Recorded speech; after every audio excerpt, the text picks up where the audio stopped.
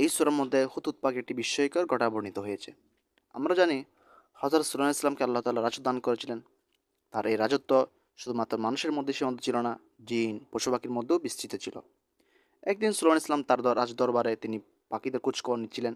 তিনি দেখতে পেলেন হুদহুদ পাখি সেখানে অনুপস্থিত। তাই তিনি রাগান্বিত হয়ে তার অনুপস্থিতির কারণ তিনি জানতে চাইলেন। পরক্ষণেই হুদহুদ পাখি একটি সংবাদ নিয়ে সেখানে হাজির হলেন। সে সংবাদ দিল সাবার রানী এবং তার কমেরা আল্লাহকে বাদে তারা সূর্যকে সিজদা করছে।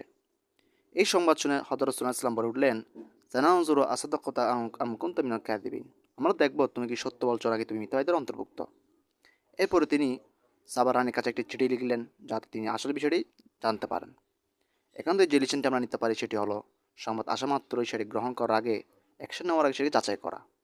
বিশেষ করে যখন ক্ষমতার কেউ কেন্দ্রবিন্দু থাকবে, ক্ষমতার মহলে যখন কোনো তথ্য কোনো যখন বিষয় যখন সিদ্ধান্ত নেওয়া হবে, সেটাকে আগে যাচাই করে দেখা। জন্য, the Quran is not telling us just stories, it shows us guidance.